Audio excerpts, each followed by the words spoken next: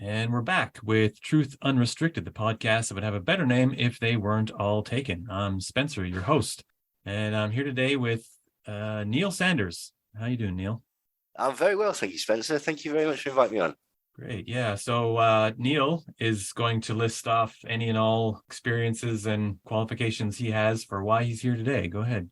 Well, I mean, I've sort of been in the conspiracy world for a bit. Like, I've put out a couple of books on mind control, by which I mean sort of, the actual documented evidence of military programs looking at the control of people. So it does sound a little bit science fiction, but it's actually more grounded in reality than a lot. And in the past, I've actually done quite a lot of work with people quite prominent in the sort of conspiracy world. I did a brief series with David Icke and was hired by him for a short time. I've worked with Richard D. Hall. I've appeared on Art Bell. And I've sort of, know quite a lot of the people involved in the whole sort of thing. Over recent times, basically, I've sort of fallen a little bit out of favor with that crowd because I don't believe a lot of the nonsense. It started with they fell out with me because I didn't think that Pizzagate was real. And then they fell out with me because I didn't think that climate change was a hoax. Then they fell out with me big time because I pointed out that Brexit was a very, very great mistake on the part of the UK. And now they really don't like me a lot of the time because I think that COVID's real. So, and I don't think that the vaccines are designed as a bioweapon to sterilize or put microchips in each other. So, what I've been doing most recently is I've met up with this guy called Brent, a really great guy, and we do a podcast together called Someday I Call It Conspiracy. And what we like to do is we like to sort of examine some of the more classic or just conspiracy theories in general and really, really do a deep dive into them, like find out what the source of this is, find out what the evidence is, find out if the evidence has got any merit to it, and then just basically go through the whole thing and see if they've actually got any legs to it at all. Like, surprisingly, some conspiracy theories are actually grounded in fact. Like, a lot are sort of LARPing, misinterpretations, misunderstandings, and people just grifting. But there's everything's born out, all stereotypes are to a degree born out of some sort of degree of reality. Like, the conspiracies do exist. I always say there's four reasons why people like conspiracy theories. One, because they're fun. Two, because basically they can define your life. They can sort of give you a purpose, and they can give you a sort of an identity. And also, basically, they can do things like, oh, it doesn't matter if this is happening to me at the minute because the aliens are coming with the Nasara types in 2 years' time to save me. So Stop I don't making plans, right? Yeah. I don't need to get off my arse and sort my life out because it's all right. Aliens are on the way. The third reason is because basically, actually, governments tend to spread disinformation. Like, have you ever seen that meme with the Velociraptor? And he's doing the sort of Dr. Evil thing, and there's usually some sort of disparaging question that's underneath it. Yeah, I think I've seen that. That's Russian of origin. Yeah. I know there's a lot of it's Russian and stuff, but that is genuinely Russian, basically. Yeah. And there is a concept called mimetic warfare, which is used to essentially undermine foreign governments, like on various levels. You could have something like, I say, a Stuxnet or whatever that just destroys infrastructure. You could have a Cambridge Analytica which spreads disinformation, or you could have just sort of like rumor mills and stuff like that, which is not uncommon in the world. And then, so the fourth reason that people like conspiracies is because sometimes people get together and they conspire to either commit crimes or to defraud people or to spread an idea or an ideology. And that does actually happen on occasion. Right. So we're going to do a thing today that I kind of dreamed up one morning, and I think it's a fun way to look at this. We're going to build a conspiracy workshop. So here's the intro to this. Most people listening to this will have, at some point in their lives up till now, not last week because most of them are gone, but at some point years before, wandered into or walked past a Build-A-Bear workshop in a mall near them at Christmas time, usually. And if you never walked into one of these or did them. I actually did once or twice. It's kind of neat at first. You can, you get the bear and you dress it up any way you like, and you add all the little accoutrements you want, and you can make a bear that has a monocle and a top hat and looks like the Monopoly guy if you like, or whatever you like. And then you get your bear, and it's meant to be your unique bear that no other bear in the world is just like your bear, and it's really yours. It's not just off an assembly line. But of course, what inevitably happened is that people began to recognize the style of bear it was. And you could tell when you looked at different teddy bears a person might have that these were the ones from Build-A-Bear. They were distinctly different. They were different from each other, but they were also distinctly different from all the rest of, beardom, if you want to call it that. So when I was thinking about this, and I mashed it up with the idea of these, what I call conspiracy hypotheses, is that these conspiracy hypotheses also look very much like each other and also very much different from like the rest of reality. And so I thought it might be neat with Neil to sit down and we can just kind of go through the steps you would do to create a fresh conspiracy, and it would be all your own conspiracy, would be just totally unique to you. But of course, because it's just rolling off a sort of assembly line, it would still be very much like all the others, because that's what you have. I mean, that's what you had at the end of the day with Build-A-Bear. You just had a crappy old bear that's just like very, very much like all the other bears. It's just like an assembly line teddy bear. It's just a little bit tweaked to be a little bit different. That's all. So let's start. Well, just to sort of give a background, we had one of those Build-A-Bear things in the UK, and myself is like a 17-year-old, this is many, many years ago now, 17-year-old skateboarding stoner. We used to go down to the Build-A-Bear thing, and they have the voice boxes where you can record your personal message. They'd just leave them all out, wouldn't they, in a box? And so me and my friends, we might have just spent a good couple of hours just recording obscene messages on every single voice box, and then just, leaving and just surveying the carnage afterwards. But who's to say? But now, when you're talking about sort of building a conspiracy like that, I totally agree. But I think there is a distinction that should be made off the bat.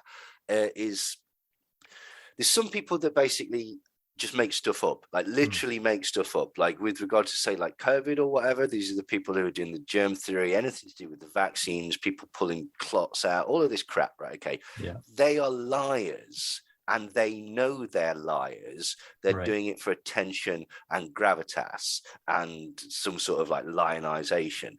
There's a second, there's three really, because there's a second group of people who just basically gullibly misinterpret the information. But I suppose they might fall into that category because the reason that they've misinterpreted that is because of their worldview. Because they've got this complete worldview where basically everything is contrarian, everything works to pattern recognition of the past, everything works by a previous understanding of the system, like basically like, oh, we've seen this happen before. I've seen this phrase so many times. We know what the government do with false flags. We know what, so we can interpret that is this on this one, right? Okay, and Would so that be like and a then self? you get Would that be like a self-referential reality tunnel? Absolutely, right. Okay, but I mean, basically, let's look at it with COVID, right? Okay, the idea is that it's born in two things: pattern recognition and knowing, and contrarianism, right? So basically, the first thing is let's do the contrarianism first, right? So it comes on the television that there's a virus in China and could be deadly for certain people. Well, rather than look at it or basically get any sort of nuance to it, what the response was no, there isn't. If the news says that, then the opposite must be true, that there is no virus. And people would have taken it a step further to the point where they go, and we know they've done this before because we know that they faked the swine flu and the bird flu. And we know that with the swine flu and the bird flu, that millions of people died from narcolepsy through to the vaccines. And again, that's massively problematic because basically none of that happened, right? Okay. What happened with swine flu and bird flu was that basically didn't turn out to be as virulent or as dangerous as it transpired or as it initially looked. And so therefore, basically, there was minimum response. Some people got vaccines and stuff like that. And I think something like 40 people, it may be 400, but it's a very, very minor, small amount of people got narcolepsy, which then later, as far as I'm aware, that may be wrong, sort of sorted itself out. So here's the problem with that, right? Okay. you're coming out from you've misunderstood the previous pattern. So that wasn't how you interpreted it. And the problem is as well, is like, that's stupid. Like, that's not how the world works. Like, the world isn't as simple as that. There are obviously sometimes where people will do the same thing. For example, Russia has got we'll go into a UK, poison somebody, do it blatantly, and then our excuse would be, well, it can't be us because it's obvious that it's us. And they've done that a couple of times. So it looks so much like us. It must have been someone else that faked that. It was, right. Yeah. So there is a degree of pattern within that.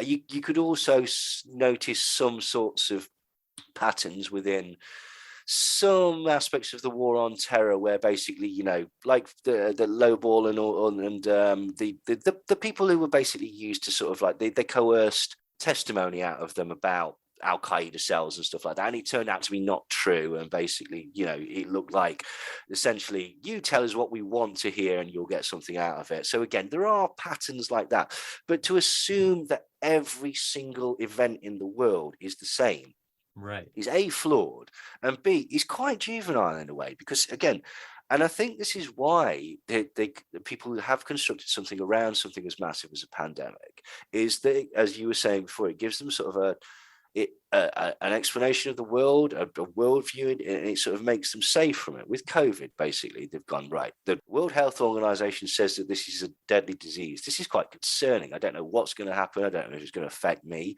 I don't know if it's going to affect people that I love. I might have to take a medicine that I don't want to take. I might lose my job. There's all sorts of variables and stuff like that. And that's really, really difficult to sort of cope with. So it's much easier if you delude yourself, or you convince yourself through evidence or through your prior knowledge or whatever you want to call it, that actually this is all flim flam, it's all a hoax. Then that falls into your construction. So what they've done with this is they've constructed it. They've said, well, we know that it's a hoax because the news says it's real, and we know that it's a hoax because previous patterns have been a hoax. Okay, so how can this possibly exist? Well, if it's not real, there must be something else that is the driving force of it. Now, initially, that was considered lockdowns, right? It was considered that the point of this massive hoax about a virus is to lock people down indefinitely and get people used to basically becoming prisoners in their own home. But again, here's the flaw with that. It didn't happen. Yeah. In fact, in most countries, the opposite happened. Like, they went into lockdown too late. They came out of lockdown too early. Lockdown wasn't even done in a tight locking down. It certainly wasn't comparable to, say, China. Yeah. Okay. Right. And again, this opens up sort of other arguments about, okay, well, was lockdown done? The argument is brought into, was lockdown correct or was it incorrect as a tactic? And it's like, that's nonsense, right? Okay. Was it done correctly?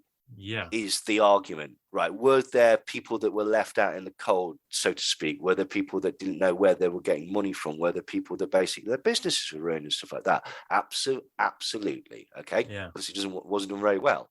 Right. Right. But the idea that the concept that it wasn't done very well, doesn't that go massively against the idea that was the point? They were totally unprepared for it. What makes you think that they were planning this the whole time? But this is the point. Right. As you're saying, you're constructing these things, you're making sense out of world events, and often world events that basically involve hugely contradictory and complicated variables. Like, different countries react to it in different ways because different countries got different population sizes, different population densities, different age ranges, different customs. Some people really shun shaking hands. In America and Canada, people are very touchy feely. Versus like Italy, where they're kissing each other every time they greet. Or the UK. I had a friend, right, okay, that in America, I've still got a friend in America, and he's astonished by how sort of antisocial the UK are. I was studying the post office, and he says, "Oh, sorry, phone me or something." I forget exactly. And he says, "Oh, I'll get off the phone because I'm probably interrupting your conversation." I'm like, "What are you on about?" Apparently in America, if you're in a queue, you talk to people in front of you and behind you, just, fill the time and everything. If you did that in England, you'd get headbutted. Like, who the fuck are you talking to me? I don't know you. I don't want to know you. Oh, people you don't know. Yeah. Oh, I see. Right. Okay. Don't talk to strangers in England. Yeah, if you don't know me, you don't talk to me. Certainly not in a queue. You mind your own business. That makes people incredibly uncomfortable in the UK. I digress. The point being that, like, you've got completely different sort of ways of dealing with not only reality, but basically, social interaction and stuff like that. So you can take those discrepancies and you can go, well, if it's not so, if it's as bad as they're telling us in England, how come they're reacting slightly different in Switzerland and Sweden and places like that? Right. And all of this can be used to as what's the word that I'm looking for? Discrepancies, essentially, holes in the official plot. Yeah. And so would be how you're building this. So why are you building this? You're building it for a number of reasons, right? Okay, one, with COVID, I'd suggest that the majority of people that I have seen that have taken it to the very, very wicked extremes of like germs don't exist, viruses don't exist themselves, all this sort of stupid Béchamp was correct, Louis Pasteur was a fraud, it's all about making money. It's like they get this idea that reality is just a series of explanations, and as soon any other explanation is just as good as the one that's there, so they can just remove one and then replace it with another, and everything is still good. The fabric of their reality is complete, all the same.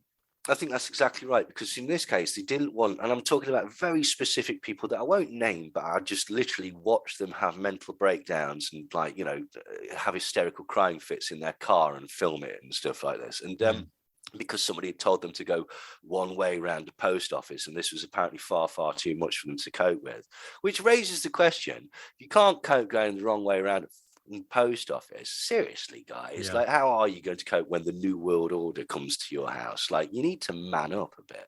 Anywho, these particular people, as you quite say, it's about building reality or consensus.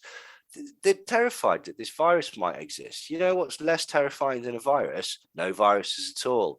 So, me and John were having this conversation. John was really terrified about blah, blah, blah. And I told him, you don't need to be terrified about that, because Mike on the internet, Mike's told me that this thing doesn't exist. Furthermore, the whole thing's a con. Is it? Brilliant. So it's all part of a massive plot. Why would that be better? because it's more comforting. It's one less thing to deal with. You've got a closed loop. Also, it's like the enemy, maybe. Precisely. This is the other point. Okay, if somebody drops dead right in the middle of the street from a virus or just from whatever, okay, it's horrific, it's horrible, there's no way to explain it. Bizarrely, if somebody murdered them with a vaccine, say, or if somebody implemented a release of a bioweapon, right? Like, say, COVID was a lab-released bioweapon. That's more comforting, because at least there's an explanation for it. It's not just that the world or the universe randomly just went, I'm pissed off with you. Pfft, that's it. Your life's down the shithole, right? Okay, which is actually what happens, because that's what happens in life. Like, life is random and cruel and unfair at times. But again, because of that, it's just more comforting to do that. And then to justify yourself even further with say the COVID stuff, because you've got pushback, people telling you, grow up, look, you need to stop this is a bit silly, right? Okay, you're doing something that's actually going to hurt people, I get it, blah blah blah. So the pushback against that is, oh, you don't understand, right? Two things. One, I've done my own research, and two, if only you knew, I'm a freedom fighter. I'm not whinging because I'm scared of a medicine. No, it's not that. I'm a fucking Wolverine, me. Yeah. Like, no, you're not, mate. Like, you are literally just crying because somebody's asked you to do something that you don't want to do. But you know what? I was watching The Sopranos yesterday, and there was Carmela says basically, you know what? Getting what you want all the time is for babies. This is the real world. Act like an adult. Like, there's lots of things that happen that are out of your control, and being able to sort of cope with that in a stoic manner is part of being an adult, basically.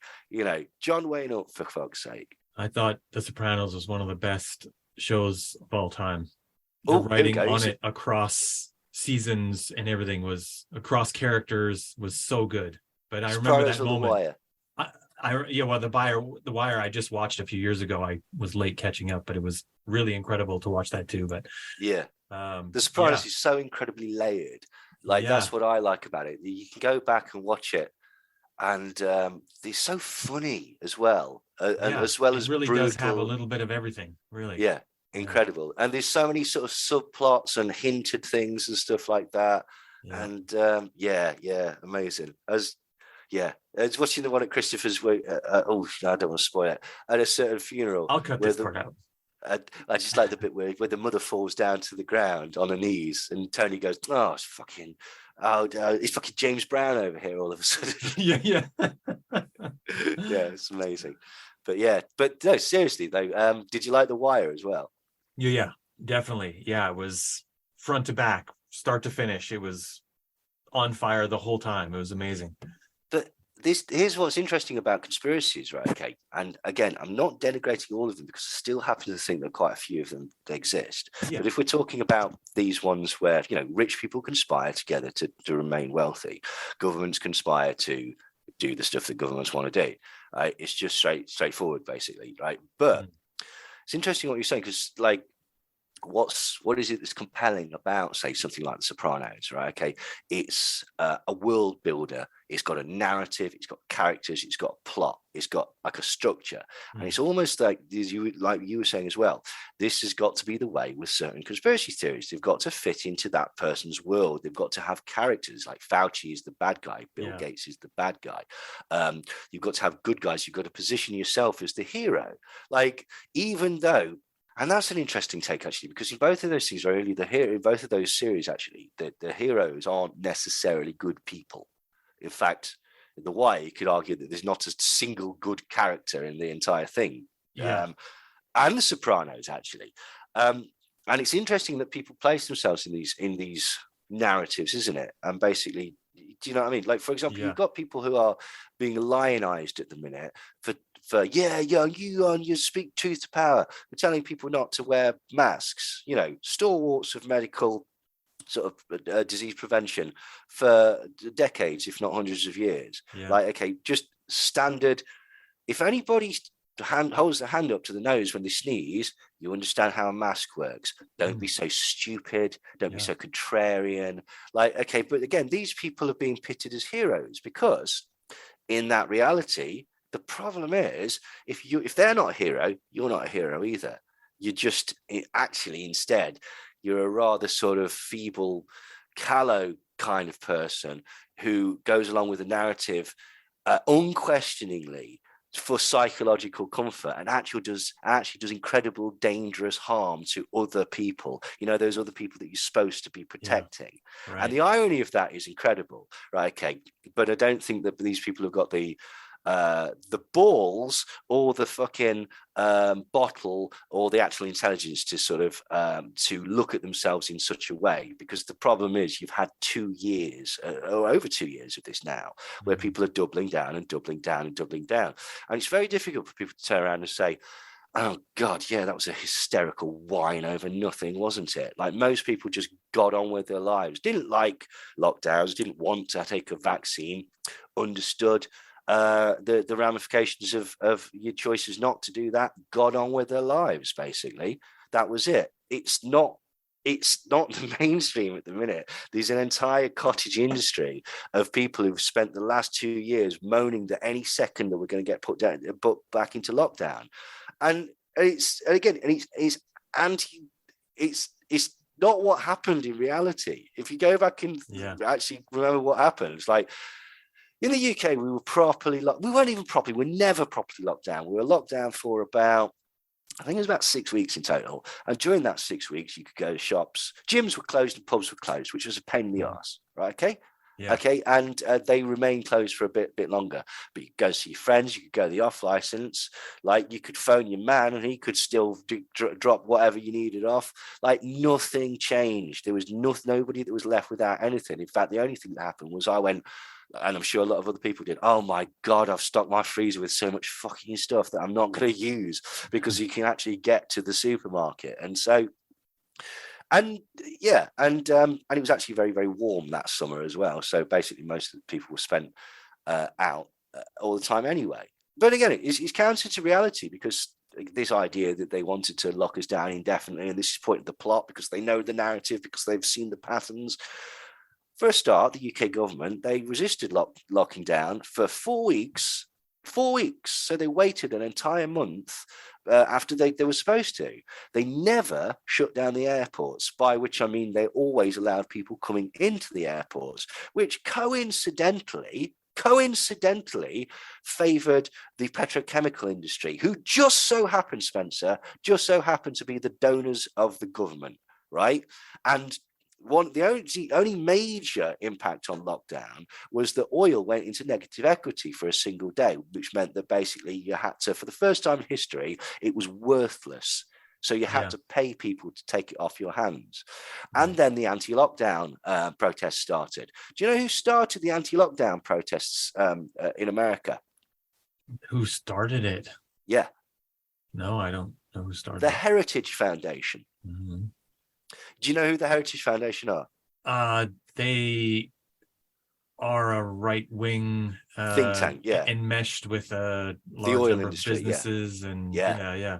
They've done more to destroy workers' rights in the US and through things like Turning Point and the IEA in the UK. They're trying in the UK as well. They've done more to destroy workers' rights than any other think tank in the history of the planet. Right? Okay. So why do you think all of a sudden they were keen? Oh, if these workers stay at home, they'll lose money. Oh, so we best organise protests. Why do you think the Heritage Foundation organised those protests? Because they wanted you back in the work. Yeah. The lockdowns were terrible for business. They were exactly right. Now, what's really interesting, like Spencer, is what we've just discussed, right? We've just discussed what actually happened, reality. You know what that was? That was a conspiracy. Mm-hmm. The government conspired with big oil and big business conglomerates to downplay the pandemic, to resist lockdown, and to subsidize big business at the detriment of normal people, right? Okay? Yeah. That's fact. It's a conspiracy. It's also a crime, but we're not focusing on that, because it's not as sexy as there's microchips in the vaccines. It's a bit too couched in reality, isn't it?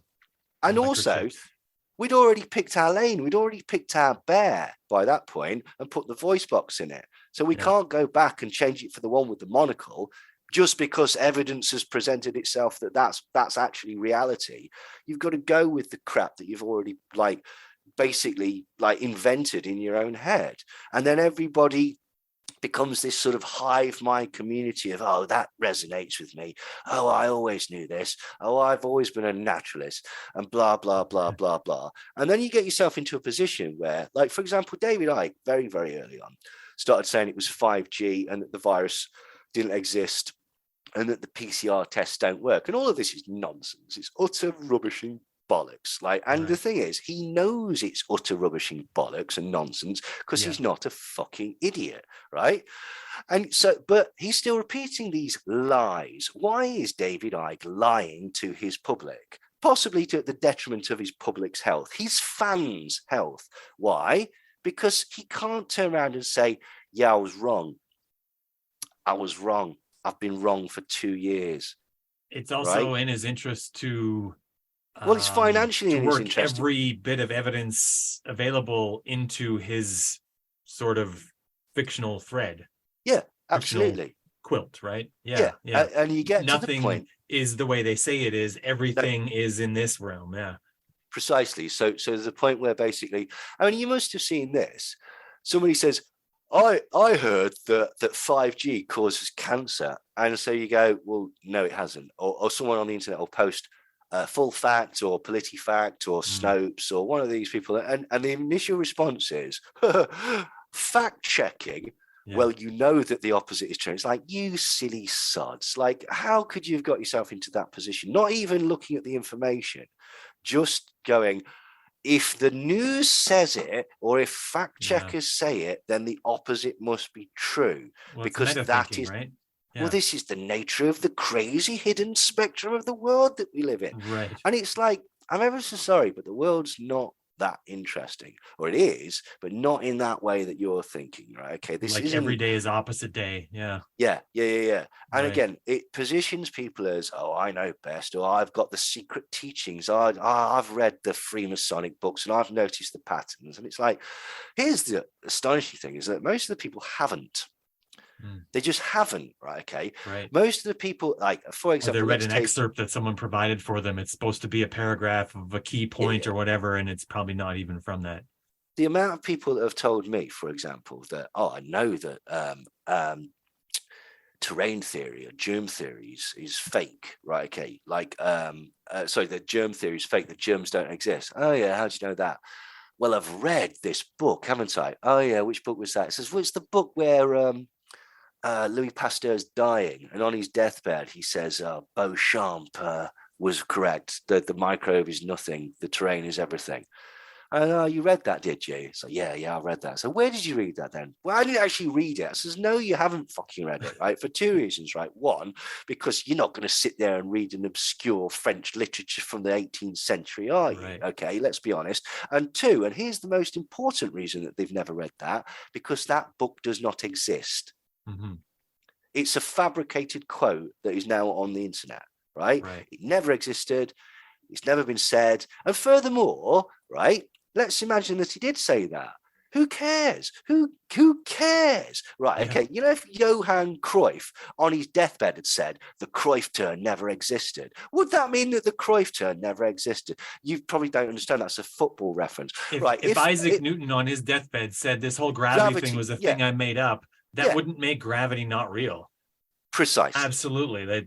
Yeah, The reproducible observations that, once he let that out and he described it in equations and everything else, everyone else could see all the things and they immediately grasped it, and it became a thing that changed all of science, and it began physics. I mean, so to then have the guy that said it say, well, I just made that shit up. Well, it was an idea in his head, and that way he yeah, did make it up. But yeah. it is a thing that describes observations we have of our world, and therefore it's not going away. Yes, precisely. This is the point, and so it just becomes very, very strange, doesn't it? And this is the thing, and people construct it for different ways, right? Okay, one is because they're actually trying to find the truth, right? Like I know we've been sort of a bit denigrative of people, right? But most of these people are actually good people. They're looking to find the truth, and they've got a worldview that is a little it's over polarized, essentially. Like, do you know, this is the point, right? Okay, it doesn't mean that conspiracies don't exist, but it's not that everything is. And when you've got to that point where you think that everything that is the opposite, that's where the second group of people come in, the grifters, the people that basically go, look, I've got a ready-made audience here, right? I've got people who are disenfranchised, angry, confused, don't trust the government, don't trust institutions, and are generally suspicious. They're actually quite bright people. They're usually quite nice people as well, right? Okay, but they have certain beliefs. I can manipulate that, and I'm thinking more. I mean, COVID is the obvious one. Basically, all these people like send me obscene amounts of money and I'll send you Invectamin or hydroxychloroquine. That's the most obvious con on the planet. It's like, really? And nobody's like seeing through this? Or the people are basically like, I'll give you these pads that detox you from the vaccine or protect you from 5G, these stickers that you put on your, like, these are obvious cons and stuff like that. Yeah. A broader con in the same sort of sense would be something along the lines of QAnon. Yeah. And the whole point of QAnon. About. Well, QAnon, right? Let's be honest. You know what QAnon is? My friend Billy Ray Valentine nailed this. Trump is his tactics. He plays a wrestler. Like I'm by which I mean a WWE wrestler. In fact, apparently, according to my friend who knows far more about this, he actually is adopting the characteristics of the character Stone Cold Steve Austin, who was apparently opposed to the sort of the establishment, was sort of the anti-hero, good guy, but sort of knew when to cut corners and not take crap and stuff like that. Right. And interestingly, Trump classic American hero, really. Thank you. Yeah, when you precisely. Think about all the crappy cop movies from the 90s and 80s. That character trope is so hard ingrained into North American viewership. McGonagall, yeah, all of that stuff. Yeah, exactly. So, you know, it's like, oh, I don't like his methods, but you can't argue with the results. That sort of, say, Dirty Harry and all of that sort of stuff.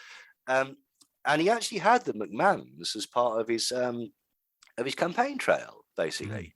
Now, so as an extension of that, like that's what QAnon is. Like QAnon is politics for people that don't understand it, don't like politics, but do understand the narratives of wrestling, right? So what does QAnon do? It does well, it makes you want to vote for Donald Trump, or at the time when it was very popular, it made you want to vote for Donald Trump. That's the end result. That's the end result. You've got a massive swathe of people who probably wouldn't vote, certainly don't understand anything about politics. But you know what?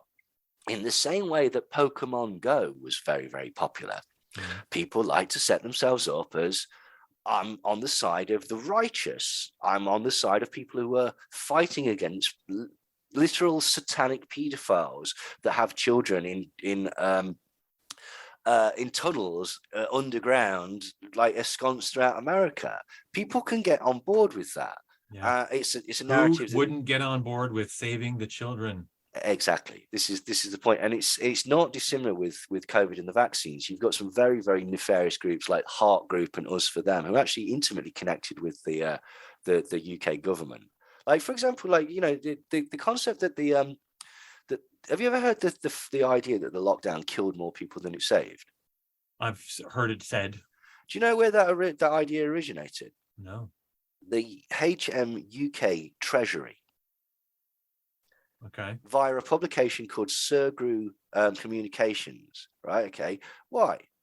Well, because the Treasury didn't want to lock down. The Treasury didn't want to spend the money on bailing out businesses. So the UK Treasury was actually the source of the concept that lockdowns kill more people than they save, which is, by the way, not true.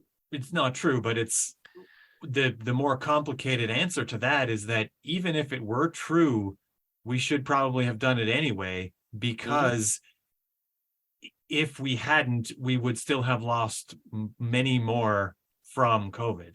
Yeah, absolutely. Like the balance here isn't between the number we did lose because we did it and the number that we lost in doing it. The balance here is, it's like a war.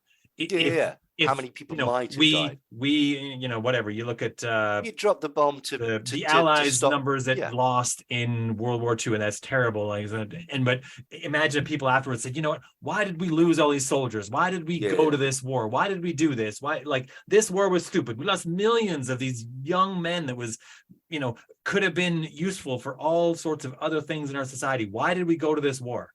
And of course, the answer should be extremely obvious. The alternative would have been to lose them all and more. Yeah. And also not be your country anymore. You would be some other country.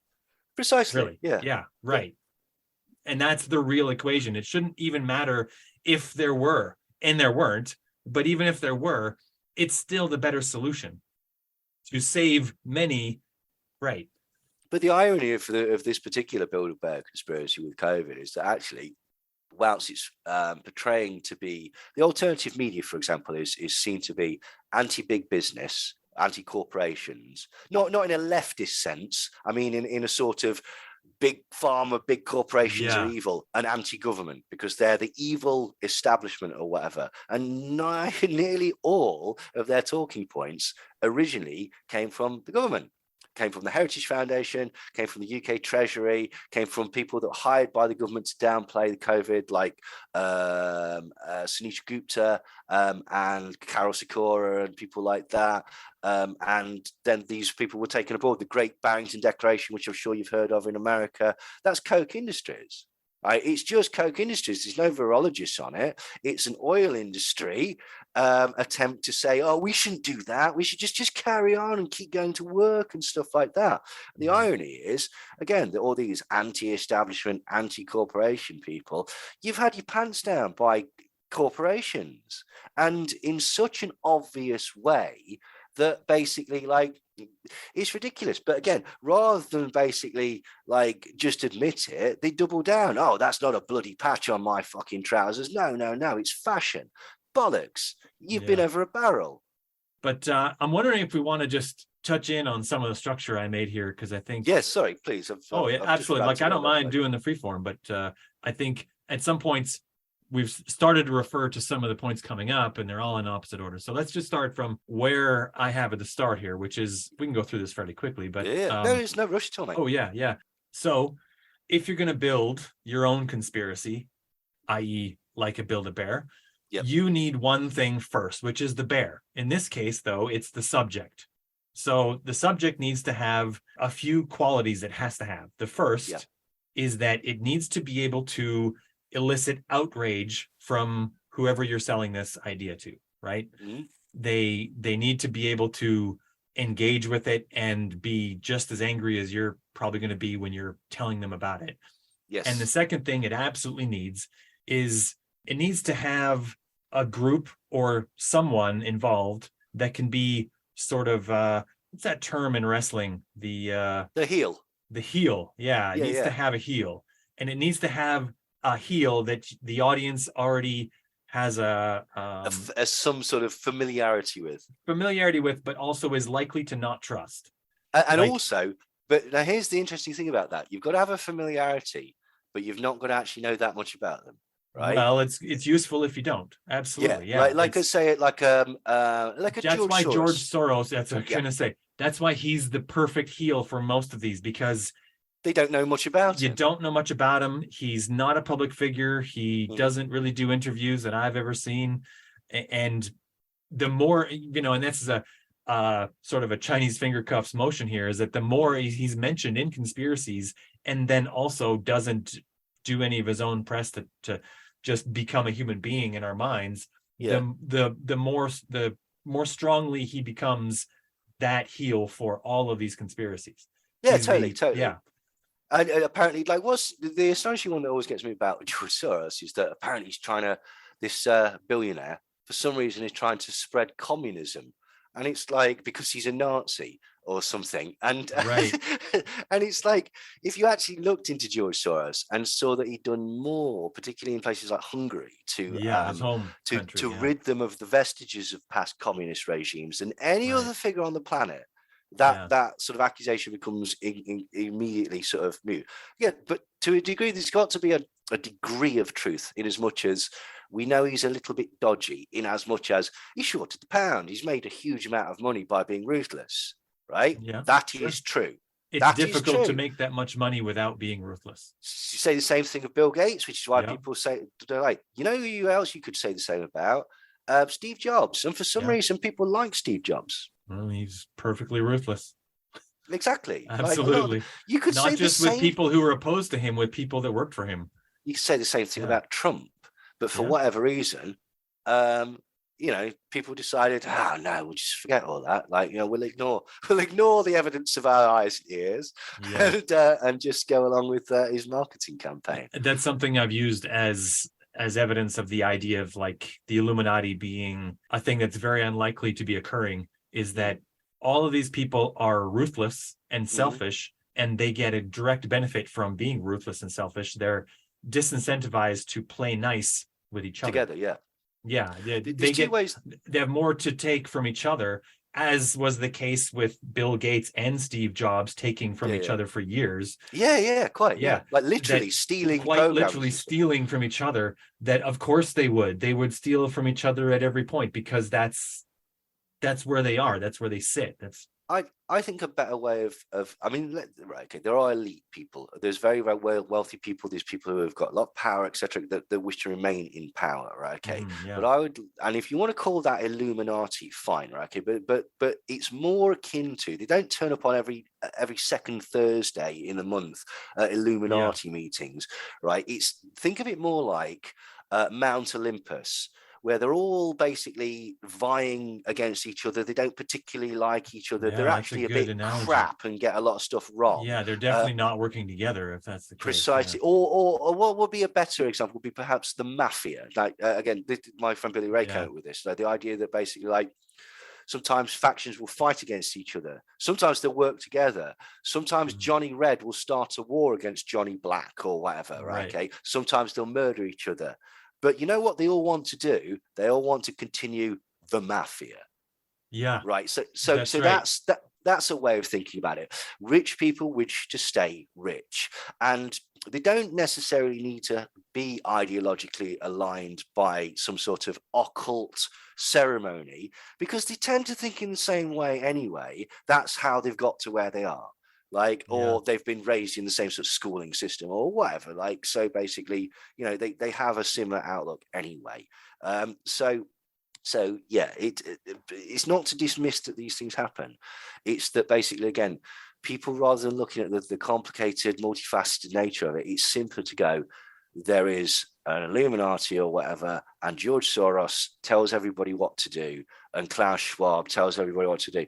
Bloody hell, you have to yeah. become 80 before you get any power in the Illuminati. And most of the people who are in those conversations didn't get there by just listening dutifully to other people and doing what they No, said. They did no, it by saying, screw everyone who's trying to tell me what to do. I do it yeah, this way. So if you showed up at the World Economic Forum and Klaus Schwab went up to you and started telling you specifically what your part in this was, you'd say the no. likelihood of you saying, yes, of course, Mr. Schwab, I'm on board, are very low, because you're not employee number 8. No. You are CEO number 1 in your You think mind. Elon Musk is like Right. listening to anybody? Yeah, Like, no. even to the detriment of his businesses. Like, so Yeah. yeah, Well, he's different. He's to the point. He's almost, I compare him more to Michael Jackson or Elvis, in that it's I don't know what really goes on in his personal life, but the the output that we see from our end is indistinguishable from a person who has accumulated a lot of power and has removed everyone in his life that would provide any kind of negative feedback. yep, And yeah. this is what we're seeing. And we saw it with other, like, look at Kanye. Elvis's life for the last 10 years of his life. Oh yeah, It yeah. It's was, important to have somebody to ground you and tell you no every now and again. and Otherwise, you how die he on the got toilet there in a might have been giant different than nappy. how Michael Jackson got there, for example. Maybe, I don't Yep. know. I don't know enough about the inner workings there, but they No, obviously got there. same thing. Like, They obviously you will got there. inject me with propanol. Like, I'm not sure that it should. Get out now. Bring me the propanol. Yeah, Yeah. no. Same thing with Right. Eminem. Eminem nearly died because of the same thing. This is the same thing with yeah. Scott Storch, for Christ's sake. He was like, when you get into a position where nobody will tell you, like, sooner or later it will come a cropper because you do something silly, right? Okay, so yeah. But sorry, you have to have friends who'll say, look, that was stupid, man. Yeah, totally. Yeah, totally. really. And if no one can tell you that, you need to You're find in a friend trouble. that can do that. Really, you do. Thing. I think that Elon Musk is lonely. I think he's having a midlife crisis, and I think he's lonely. I think he's alienated some of his kids. He's alienated most of his kids. He's alienated his exes. Yeah. His current ex is very pissed off with him. He's desperately wants to be the cool kid in school, and he's 55. Get a fucking life. I remember you saying this on another podcast about him being the guy with the new motorbike who pulls outside the school and everyone kind of looks at them and he revs the bike and storms off. And I thought that was a beautiful analogy. Thank you. Exactly. I was like, wow, that's really on point. Yeah. I mean, this is the poor sad guy. Like, he could do anything. But again, as you say, like the analogy is like he sat outside of school revving it to impress the hard kids in year 4. And it's like, who wants to impress the hard kids in year 4? Only a deeply troubled, lonely person. Yeah. And like, he could do anything he wants. Like, but the agony of decision, I suppose. But in other conversations, he's trying to go to Mars. And then in all the conversations about us, he's like, there's got to be something in these files. You know what I mean? There's got to be something in here that shows me I was right the whole time. And he's not. But again, that's another Build-A-Bear one, isn't it? Like, it's pitting Twitter as some sort of machination of the state connected with this to hide something, because this is the point. Like, it's either outrage, as you're saying, or I suppose it ties into outrage, but there's different types of outrage, right? There's the outrage that I can't believe they're getting away with this. There's the outrage that there is a plot to kill us, and then there's the outrage of hidden science, hidden cryptozoology, hidden medical things like cures for cancer and AIDS and stuff like that, hidden space tech, and all that sort of stuff. So that would fall into that sort of outrage part of it. And again, with all of those things, your villain is which would be the second stage of the Build-A-Bear, is the establishment, the scientific establishment, or the government, the military, or whatever, that's hiding these things and or proliferating them. For example, if you want to say something like, say, chemtrails, which are there to kill you through the air. Still haven't done it. Yeah. Yeah. It's taking its time, isn't it? But there's a moment in the future. This is always the thing that's happening a lot now with the vaccines, is that there'll be some moment in the future beyond which, like there's a time release vaccine, and it's, this point in the future, everyone's going to start suddenly, you'll start seeing the evidence of the danger of this thing. And it's like, well, I'm pretty sure you won't, but what mechanism do you think is at play here that leads you to this conclusion? Because if you were desperately cynical about that, Spencer, or you'd say that basically, if I say this is going to happen in a few years' time, right? Yeah. Anything really, then I can continue to make money from my audience for that few years' time. And when it comes about that it didn't happen, then there's always the classic, that's because we made too many people aware of it, and so they had to cancel their plans. Our good works pushed off I mean, this calamity, I guess we're going to come to it here. So maybe we'll just stick to, because that's one of the points coming up here, is that okay? So after we pick a subject for our conspiracy, and maybe we haven't picked one, maybe we won't, I don't know, but we want to make one up. Okay. Well, I don't know. I mean, if you like, sure. I mean, it's nice to make an actual bear at the end of the day, right? All right. You came out of the store. You have a Monopoly bear. Let me think of one. Ice cream attracts sharks. Ice cream increases shark attacks. Okay. Yeah. Okay. So that's good, because everyone saw, even if you didn't see Jaws, the point. And sharks are bad. They've been around for a very long time. And they tend to attack people in the summer when people are on the beaches. But you know what else is on the beach? Ice cream. Yeah. So you're not telling me that's a coincidence, Spencer? Well, I don't have enough data to say with any kind of conclusion that that's a coincidence. So obviously that must be true. So this is the outrage is that basically, like, people and are being some people unnecessarily know it killed and are using this to eliminate some portion of us. Absolutely, yeah. Yeah, okay. So that satisfies both points for the subject. Okay. So after we have a subject, there's a few principles we have to follow as we're making this. So the story we make about this has to have all the regular elements of storytelling: plot, characters, setting. So we have a setting, it's the beach, it's wherever sharks are, which sharks, they're all over the world, man. I mean, some of them aren't even in the ocean. There's sharks in rivers. Yes. I went to Australia. They told me all about them. I didn't see them, but they warned me. So obviously this is on some people's minds. Yeah. Right. So we have to have a plot. I think we have something of a plot here. I mean, we're borrowing also from a movie, which is also a great conspiracy making thing. Well, Jaws was a great movie. I'm not going to talk about the ones that came after, but the first one was really just fine. It was great. And of course, we need characters. So I think we need characters other than merely sharks. Sharks don't make very good characters, sadly. No. Even in Jaws, it was a little tough, right? This is the point. This is why you need a Roy Schneider or a Quint or somebody like that. So, like, you need a whistleblower. You need somebody you need someone telling the story, right? Yeah, you need, to expose it. And then you'd need, so this would be somebody. So here's an idea. I got this one from Alex Jones. Here's an idea. Why don't we find some homeless person who lives in a beach town? Yeah. And we get that guy to come on the air and tell us about the conspiracy. Yeah. That'll work. That seems like, and it won't cost that much. No. Obviously it'll work. We have an eyewitness. Eyewitness testimony nothing beats eyewitness testimony, right? Mm-hmm. Clearly. Even scientific evidence can't trump eyewitness testimony. Yep. Really? Well, this is it.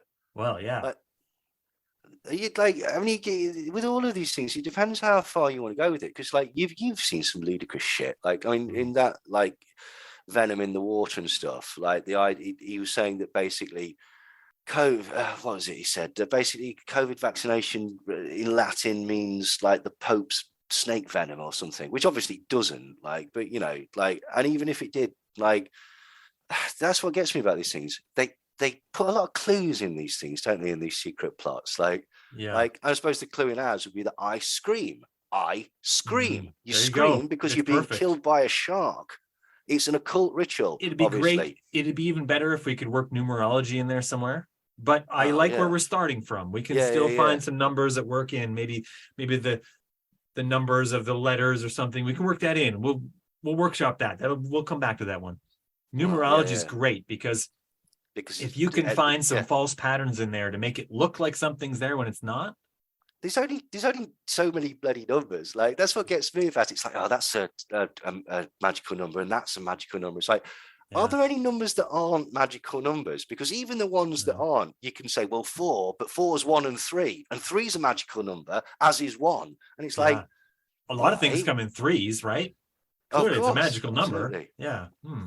So, 7's a magical number. Yeah, they always talk about it all through history. 7 wonders of the world and 7 seas and all of these things. It's obviously it's a magical 9, number. So's 11, so's 6, so's 8 because it's representative. 13's a magical number. We were afraid of it for a long time. Yeah, obviously. Precisely. This is it. 12, 32, 33. Yeah. Anything that you can add them together to make any combination of those numbers, or subtract them or divide them to make any combination of those numbers. Yeah. Well, and that's why numerology factors into so many of these things. Fuck it, I've got it. What? The number, Baskin and Robbins. Oh, yeah. The 31 flavors. 31, 1 and 3. Oh, there's got to be something there. Well, it's an inverted 13. Well, okay, yeah, that's good. But what if you take the word ice, and you make the I in ice a 1 and the E in ice a 3? Oh, or CE. We've done it. CE is Roman numerals, isn't it? Oh yeah, Which number is that? I think it's 100. Well, C is 100. Or is it 1,000? No, I don't. C is 100. I'm not sure about E. I'm not familiar enough, and it must be a large number because it's not one of the smaller ones. Oh, it'd be good if it was 13. Yeah, but you could work the 100 in there somewhere. Absolutely, that seems fine. Okay, so we have enough of the fakeness there that's gonna connect with some things with some people. I don't know if it's fake anymore, Spencer. I'm pretty convinced. We'll debunk it at the end in the style of Some Dare Call It Conspiracy, and then of course we'll have to pay you and Brent some money at the end. So the next point I have here, next principle I found, is that when you create a plot, you must draw from details that are regularly available to the audience. I guess we were just doing that, but what I listed here was famous historical events like wars, for example, are really great to work in there. Yeah. So for some conspiracies that exist, it's really great to throw in things like, yes, the Illuminati's been around for a long time. They were secretly behind all of these other wars. They planned out the Vietnam War because of some, they financed both sides of the First and Second World War. Sure, right, yeah. They took control after the Battle of Waterloo, all of this nonsense. Yeah, right. And of course, what's really key about this is that it needs to include new information that wasn't available to them. It has to include old information that they know already. Yeah. And it has to include new information that they don't have, and preferably things they can't find on their own. Yes. Sort of. Yeah. So it's like a play. There's things happening out front, right in front of you. And then there's also things happening behind the curtain off to each side and behind parts of the, all of it is both things are needed to make the illusion real. Yeah, absolutely. Right. Totally. So the next point is that the end of the plot must not be written. It must actually never come. The best ones, the end is never coming. This is why QAnon has so much force, because the storm was never coming. Yeah. The storm was it's a carrot. It's there. It's somewhere in the future. It's right in front of you. You have to follow it because the storm is coming. But it's never right there. It's once you get there, you find out that it's even further on. It's and the audience is the horse following the carrot. I've got a great example of that one. What's that? Did Andrew Wakefield? Like, Andrew Wakefield, who's the person who basically started the concept that the MMR vaccine causes autism. Yeah. And he did it. His entire study was done on 12 children, 2 of whom who didn't have autism, 1 of whom who'd already had autism before they got the vaccine. Right. And most people don't actually even know his theory. His theory is that actually the measles part of the MMR vaccine retains itself in the stomach, which causes your stomach to leak. And then at some point in the future, which I must point out is not a real thing, at some point in the future, you eat bread, and this bread turns into morphine in your stomach, gets out of the leak in your stomach into your bloodstream, goes into your brain, and the morphine causes encephalitis, which is a swelling of the brain, which ultimately results in autism. That's his theory.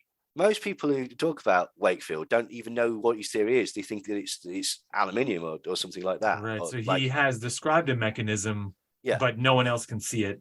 No, in Right. fact, he was never able to find any evidence of measles virus in any of these children's stomachs, and he was very thorough about it. He abused these children essentially to do it. He held down screaming autistic children and did endoscopes on them against their will, and found nothing. Right. Yeah. Then later, basically, his university said, "Look." And well, the other thing that Wakefield that people don't realize, why he was trying to discredit the MMR vaccine, because he had his own vaccine. Yeah, he had his own vaccine, which the patent is freely available. An injectable measles vaccine, it is described as in the patent. And he wanted to bring this to market with the help of Big Pharma, ironically. What happened was his university turned around to him and said, look, this is a bit of a conflict of interest. Can you do the study again with 150 children? We'll provide you with the children and all the resources it needs to do. If you can repeat the results, then you can do what you want and go off and become a multimillionaire. And he refused to repeat those experiments. He just refused to do them because he knew that he'd fabricated the results of the previous experiments. And the reason he fabricated the results of the previous experiments was because he wanted to discredit that particular on-market medicine so that he could put his own replacement vaccine on the market. Right. This is all in the public domain. You can find it out. I have heard that elsewhere. Yeah, for sure. Right. But the fact that it is in the public domain and the fact that it is in the mainstream means, as you say, that this will have no end, because the mainstream have obviously described it. What a hatchet job. Oh, look at the way that they've destroyed this man's reputation. Well, actually, they haven't. They've looked at his evidence and they've pointed out the massive holes in the evidence. And then they've said that this is indicative of a bad character, because it is. But this is the problem. I know loads of people that still really, really rate Andrew Wakefield and think he's a hero. And 9 out of 10 of them don't actually know what his any details of his experimentation or what his theory was. But that's going to go on forever now, right? Because any mainstream pushback against that theory is seen as mainstream covering up what a brave whistleblower exposed. Yeah. And it's the same thing with to the point, if there hadn't been other whistleblowers that had, if every whistleblower had been lauded as a hero the moment they came out, it would be a lot harder to make that narrative. But in the past, there have been true whistleblowers who worked very hard to conceal their identity and to avoid other, potential conflicts because they knew that they were going to be targeted and destroyed publicly, specifically in like the tobacco industry. And I'm sure that there's been instances, and I'm pretty sure there were whistleblowers around the whole DuPont PFAS scandal and stuff like that.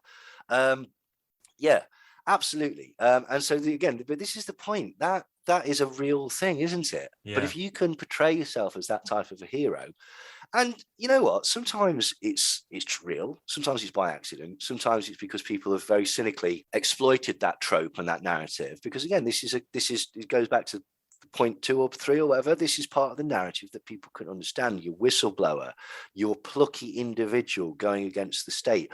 I want to be that plucky individual going against the state. Yeah, that's a central part of movie making, storytelling. Again, that plucky individual. So we need one for our conspiracy. I mean, obviously it's us, right? We're the plucky individuals who are willing to expose this to the world.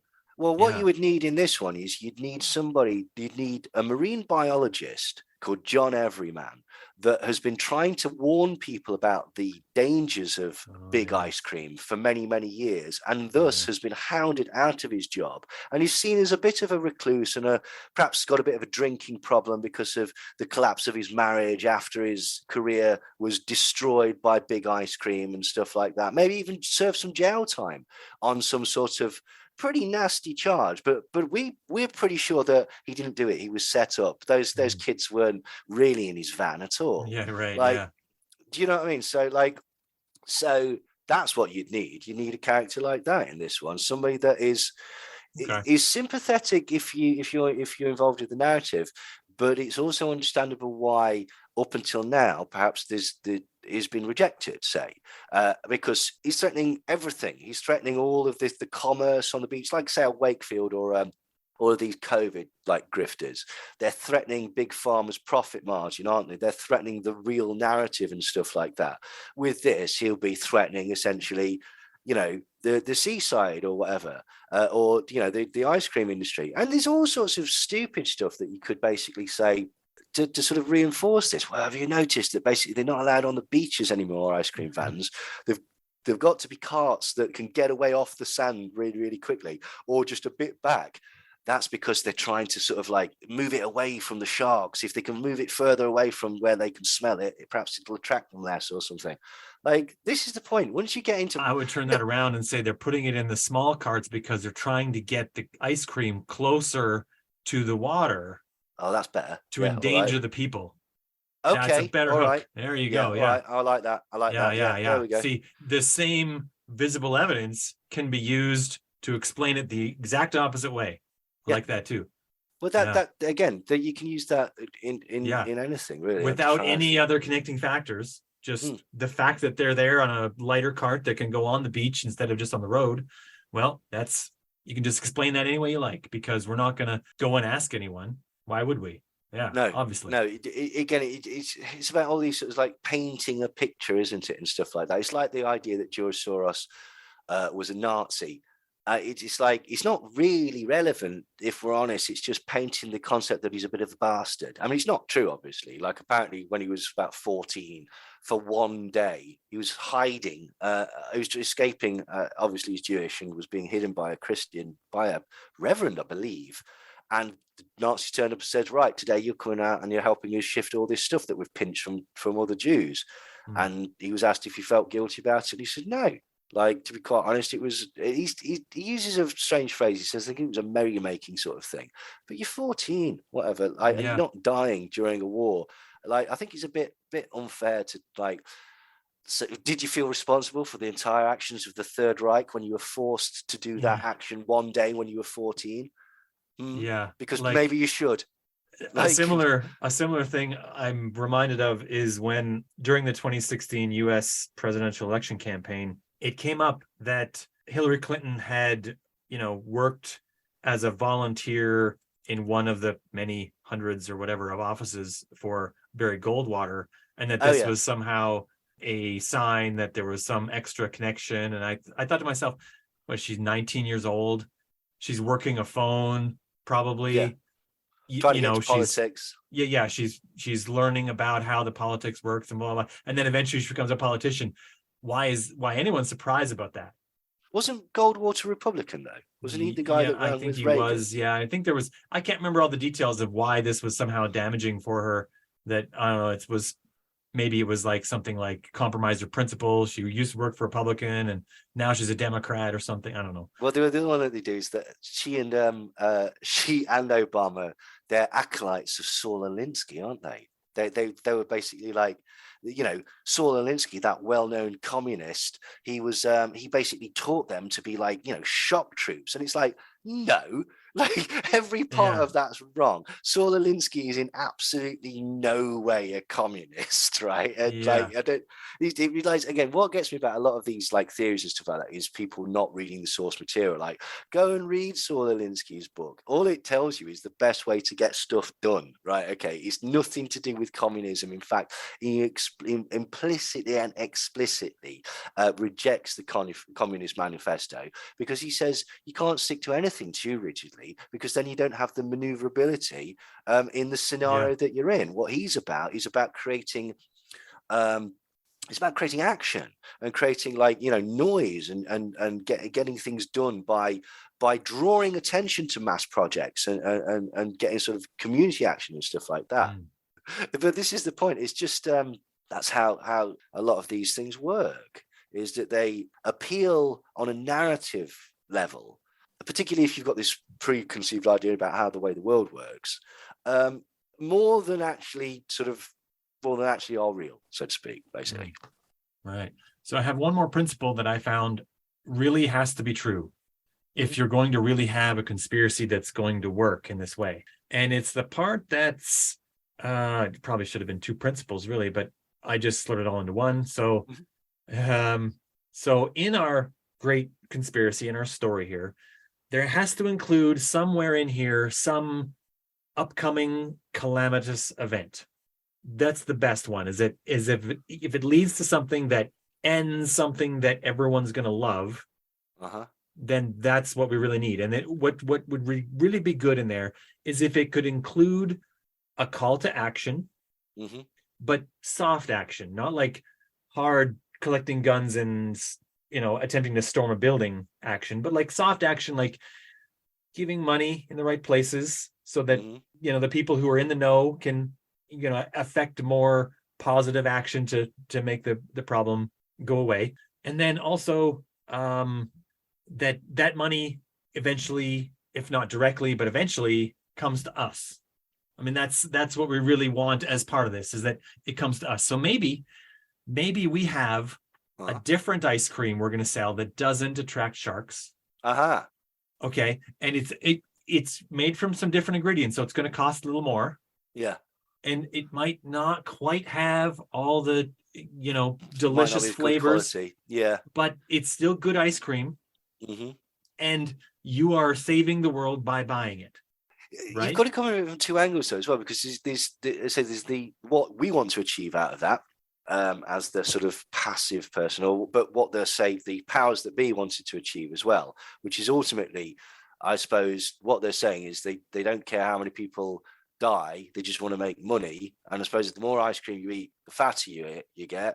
So the slower you are in the water, the more likely to die from other health conditions and stuff like that. It's like with the COVID, right? So basically the two end games of it, well, there were three, and they keep oscillating.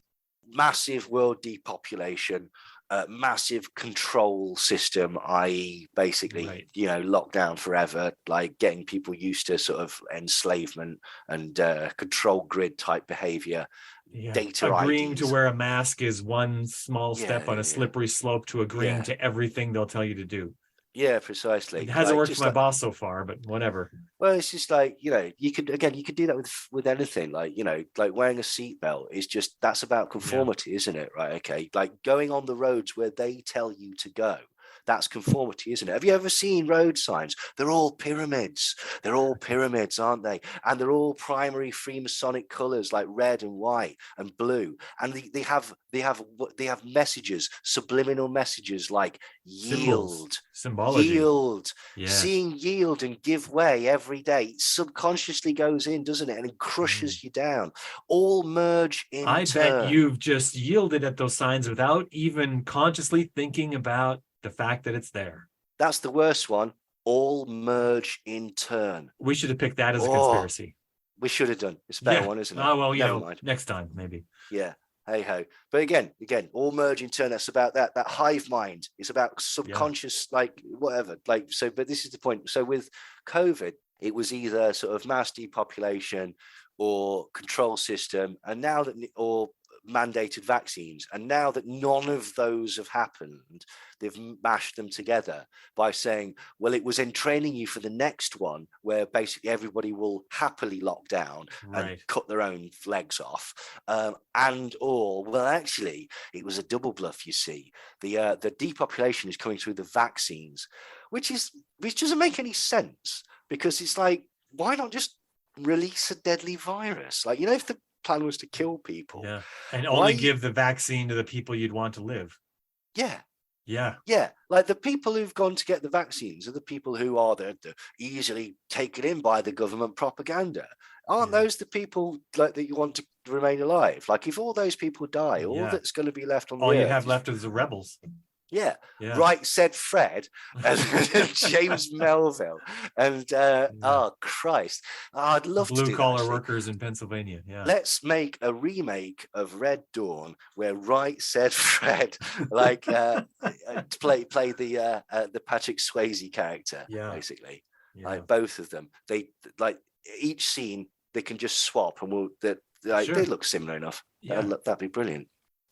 Yeah. But yeah, so with ours, it's a bit, yeah, you again, it usually boils down to depopulation or some sort of dumbing down of the planet or some sort of if that sort of thing takes you as well, some sort of spiritual nullification or dilution of people, like stopping people getting access to their telepathy that you can get through ley lines and crap like this or whatever, or it's somehow a satanic ritual or it's some sort of esoteric ritual or whatever. Like, we'll just go with that one. It's about sort of like blood rituals in the water, on the sand. There's got to be something about. In fact, that's a Freemason thing, isn't it? It's nice if we have, like if it's not just one story, if we have a few different sort of flavors of the story to serve to different audiences. So I like your idea about the demon sacrifice stuff. Maybe some of the sharks are demons and we're directly feeding them. That'd be good. Oh, that's nice. I like that. Yeah, sure. Yeah, that's I mean, interesting. it has all the right things. When the sharks bite, the blood goes everywhere. I mean, that's. Have you ever heard the theory that either octopuses or dolphins are in fact aliens? No, I've never heard that. Right. There is a theory. It's not a stupid theory. It's like, well, the dolphins one is. I think I may have made that up from Hitchhiker's Guide to the Galaxy, actually. However, the octopus one, I'm pretty sure that like there's someone's gone, these are a bit weird. It doesn't look like they've come from this planet. Like, I don't think they even mean it in its like, I think they mean that perhaps it came down or something. I don't know. But anyway, there's a theory that vaguely connects it, which is good enough for us. What if sharks also were aliens? And that's why a certain type of people are trying to hunt them down because they know the truth. Yeah, they are they live guys with the sunglasses that can see the aliens. Yeah. Yes. Right. Oh, I like that. Because that ties in with the green agenda as well, because it's got to be bombed. Because, like, obviously, the green agenda is just, well, if they say that it's for the good of the planet, obviously it's not for the good of the planet, and they don't like people killing sharks. This all fits perfectly. They must be trying to stop these alien overlords, but exactly taking over their minds from dying off. They have to save their habitat. And if Big Ice Cream can make millions out of it at the same time, well, that's just gravy, isn't it? Just gives them a reason to participate in the conspiracy. There we go. That's brilliant. Yeah. I love that. Now we have to sell our ice cream so that the people can still have their freedom to go to the beach and freedom to eat ice cream, but also not have to be sacrificed to sharks to feed the alien demon creature that they are. Well, I think that sounds perfectly plausible. Right. In fact, it's not only plausible, it's reasonable. Wow. Yeah, because we just said it was. Exactly. And that's all. We are the interpreters of the world. Well, it's on the internet, isn't it? Which means that it's like, some people aren't just going to put bollocks on the internet, are they? There's got to be a grain of truth into it. Well, sharks do exist. We didn't make that up. No. Ice cream exists. Beaches exist. Yeah. People have seen them. They're not just in movies. You've seen them. Yeah. Right. And nefarious plots exist. Satanism exists. All of these things exist. So who's to say that they don't all exist in the same space in this one theory? Like, I've not seen anyone debunk this yet, Spencer. So clearly. I mean, to be fair, we did literally just make it up, but but that's still a fair argument. I think that's reasonable. Yeah, very. Okay. Well, I think I'm going to end the podcast here. It was a good time doing this with you, Neil. Very much enjoyed it. Thank you very much. I'd be delighted to come back anytime. Yeah, excellent. Until next time.